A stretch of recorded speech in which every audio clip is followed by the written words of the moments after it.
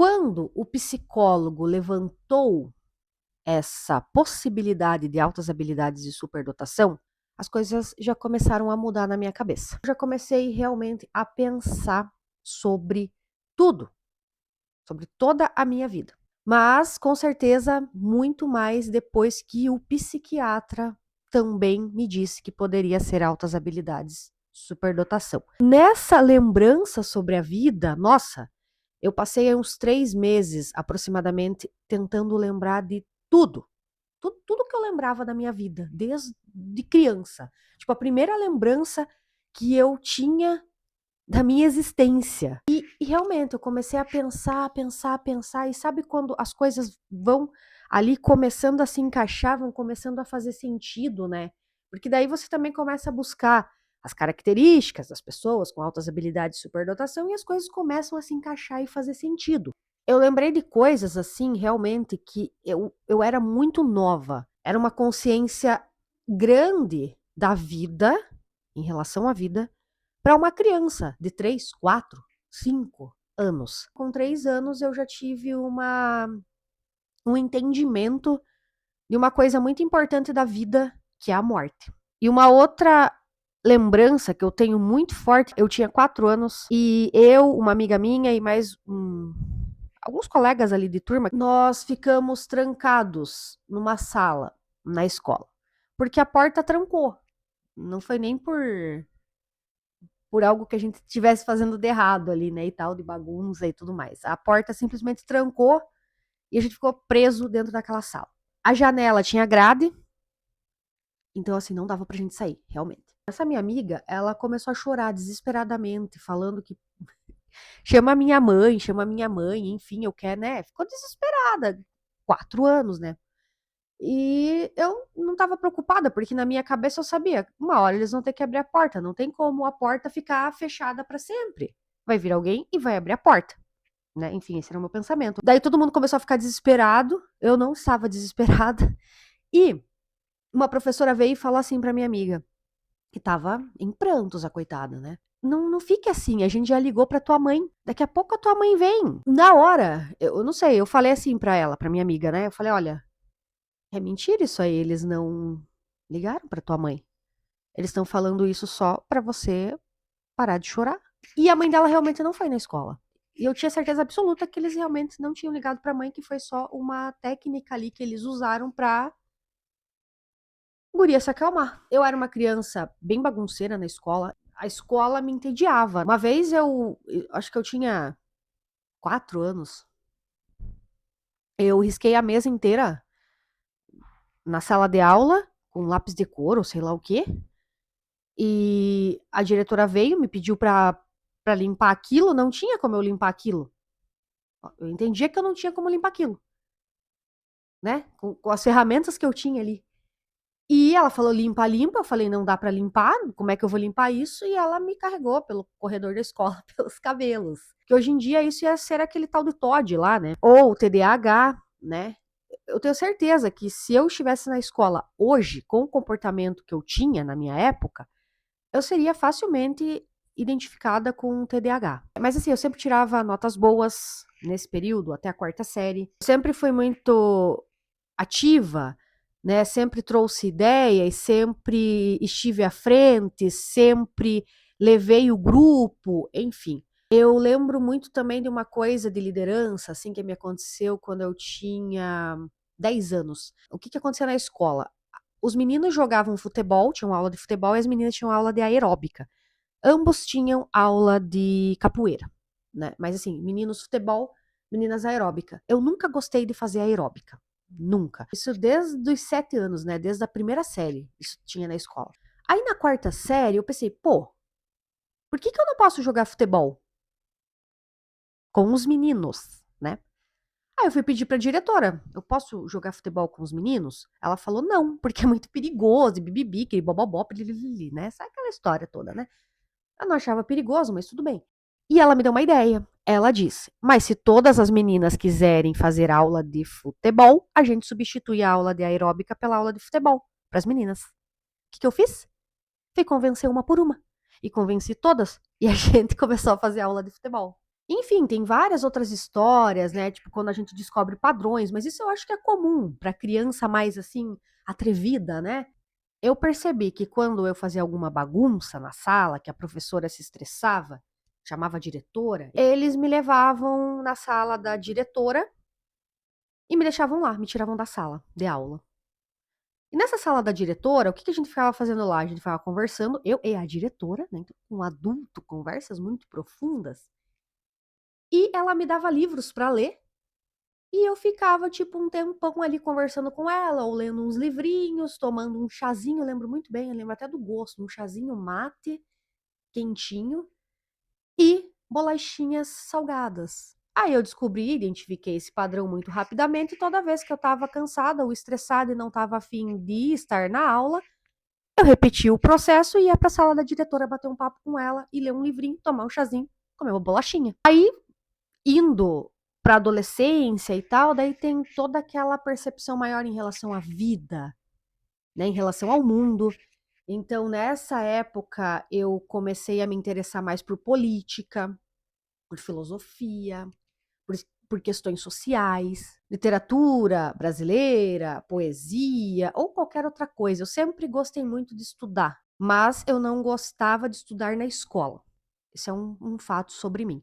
Até a quarta série eu tirava boas notas, mas eu acho que é porque a escola era bem pequena. Da quinta série em diante, eu comecei a tirar notas baixas. Eu não conseguia mais fazer amigos na escola, porque eu tinha passado muitos anos, né, na minha primeira escola. Jardim 1, 2, 3, primeira, segunda, terceira, quarta série na mesma escola. Então tinha tudo formado ali, né? Todo aquele ambiente, os amigos, né? Enfim.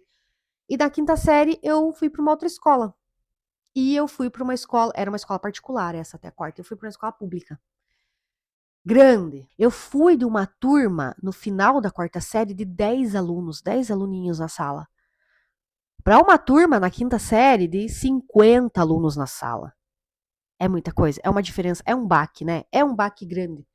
A gente não pensa muito nisso, mas é um baque bem grande. Inclusive esse baque aí que se tinha, hoje em dia não sei mais como é, mas da quarta para quinta série, né, você tinha um professor, uma aula por dia, digamos assim, né, uma matéria. Daqui a pouco você tá tendo 5 professores por dia, 5 matérias, uma turma gigante.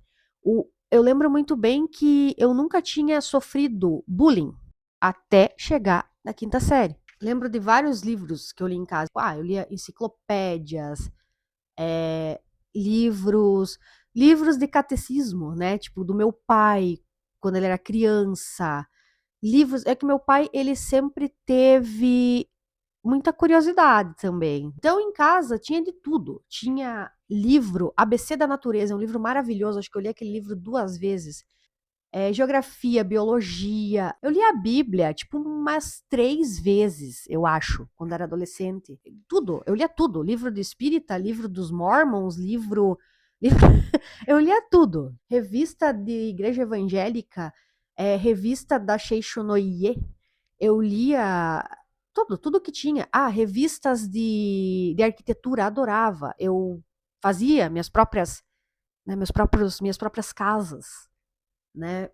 Revista de cachorro, Cães e Cia. Nossa, maravilhoso. Tinha uma revista também, uma coleção que era de fazenda, assim, tipo, tudo que pra ter uma fazenda, como criar galinha, como fazer uma geleia, como, enfim, fazer um galinheiro.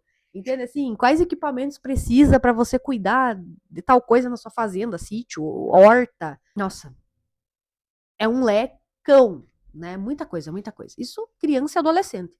Então, eu sempre gostei de estudar em casa, estudar as coisas que eu gostava, né? Sempre gostei muito de música também. Me trancava no quarto e ficava horas e horas ouvindo músicas e cantando junto e fingindo que estava tocando violão. Tanto que com 8, 9 anos eu ganhei um violão, né?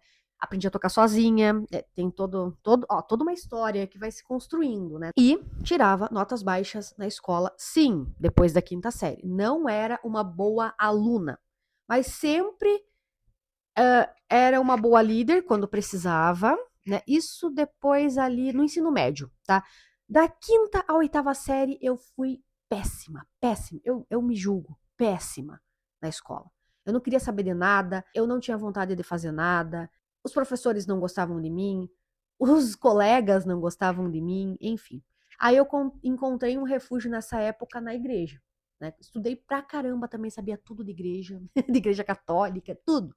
Mas também, quando chegou a época de eu largar tudo aquilo, eu mudei de ideia, eu mudo de ideia muito rápido, não rápido. É que assim, eu venho processando as informações, eu venho pensando e analisando por um tempo. Mas quando eu sinto que aquilo realmente não faz mais sentido, aí sim eu mudo de ideia muito rápido. Dizem que onde tem um altas habilidades, superdotado e tal, tem mais. É igual autista, né? Ou TDAH. É o que eu vi. Mas realmente, eu olho pro meu pai, eu olho pra minha mãe, eu não sei. Eu peguei muito deles, né? Eu não sei se foi criação, eu não sei. Mas meu pai sempre foi muito curioso, meu pai meio que aprendeu inglês sozinho. Minha mãe também, sempre muito inteligente em relação à vida, às coisas, né? A como as pessoas agem, a saber prever o comportamento das pessoas. E eu também convivi a minha infância inteira, até uns 12, 13 anos, com um primo, que sempre foi muito inteligente, ganhou bolsa de estudos, né, para estudar em escola particular quando era criança, porque ele era muito bom em matemática, ele é muito bom em xadrez, em jogos, então eu convivi com ele por muitos anos. E ele é 4 anos mais velho que eu.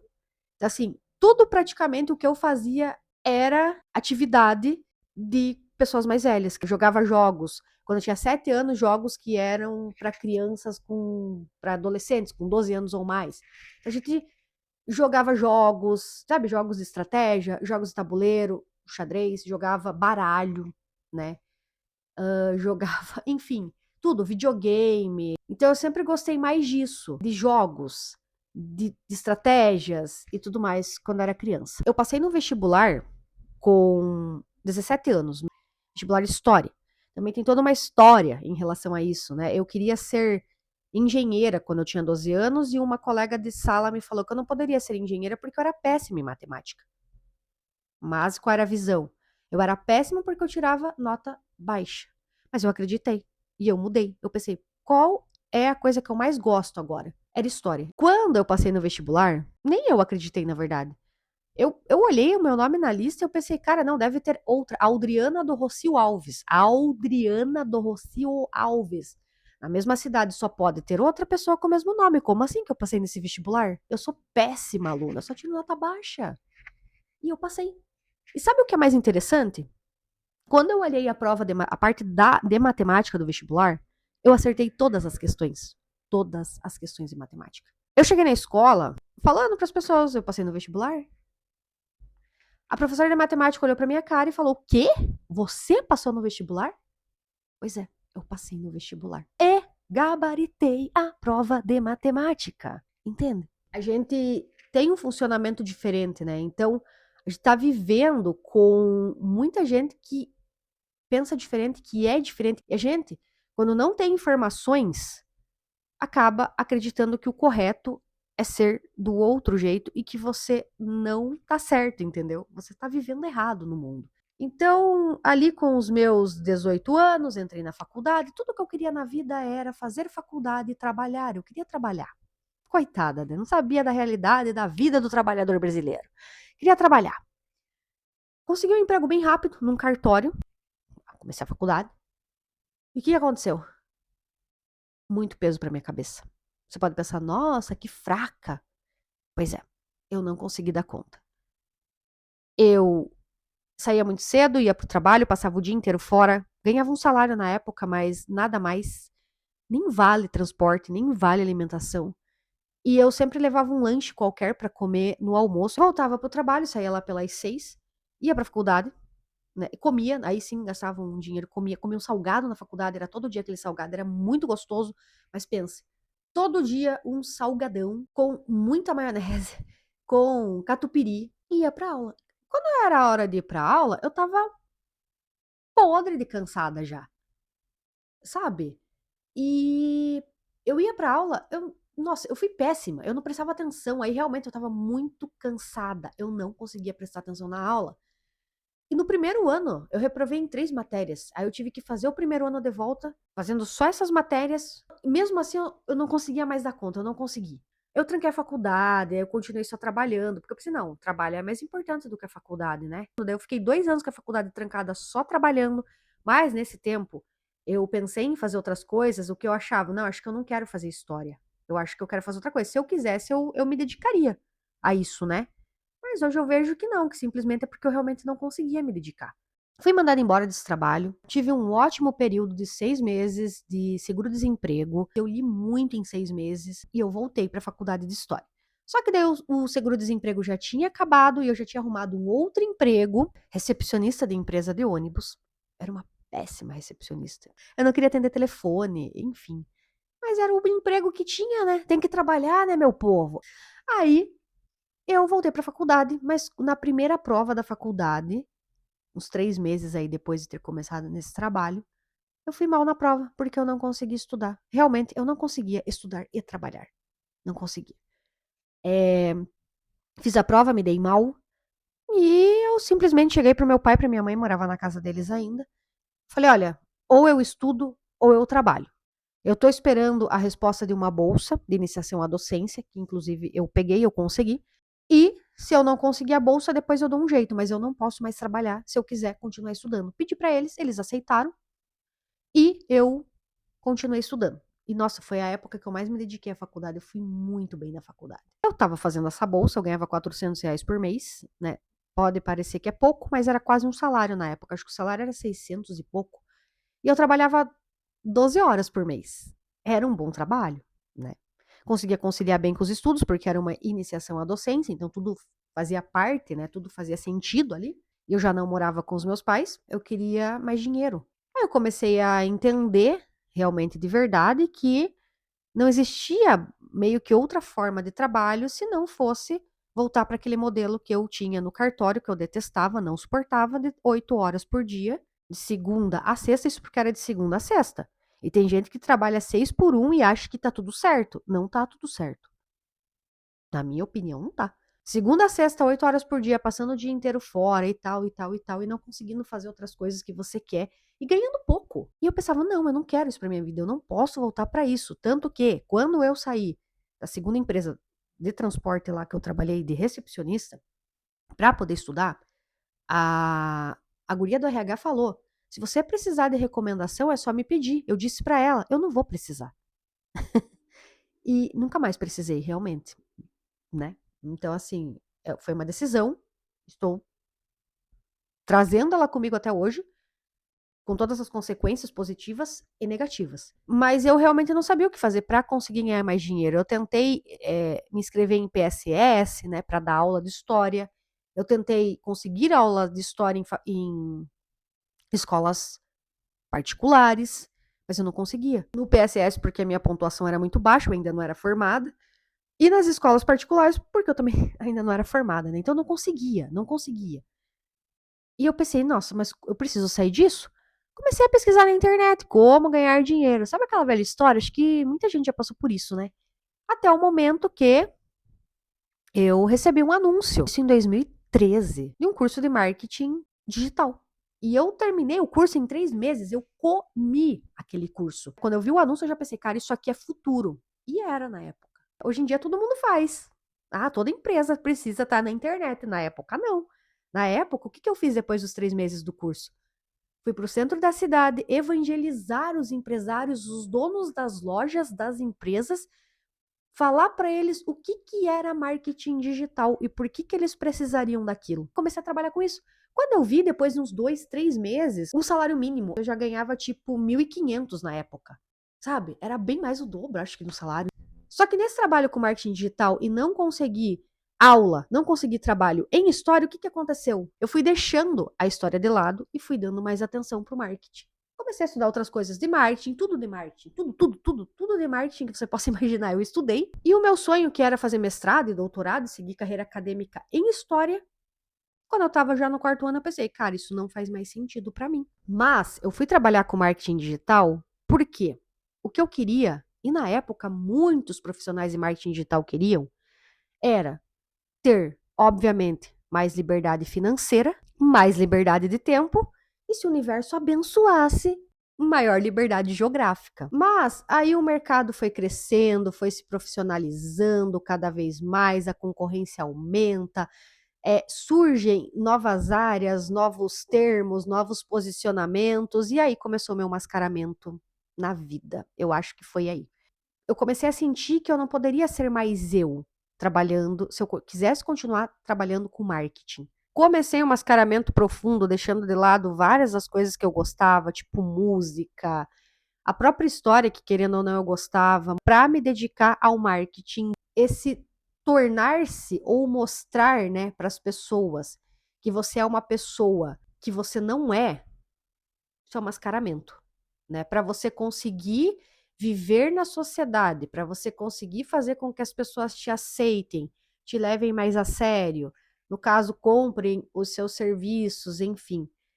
Então, tem toda uma construção aí de um eu que não é o seu verdadeiro eu, né? É o seu eu externo que você está apresentando para as pessoas te validarem, para você conseguir se encaixar nessa sociedade. E na questão do altas habilidades e superdotação, então normalmente a pessoa ela é mais acelerada, com um pensamento mais acelerado, cria conexões mais rapidamente, cria conexões diferentes. E eu percebi que depois de um tempo eu abafei tudo isso para não incomodar as pessoas. E eu acredito que de tantas pessoas falarem, as pessoas sempre se perguntam, sempre questionam realmente que será que você é tão inteligente assim? Ou será que você está se achando, né, que é inteligente?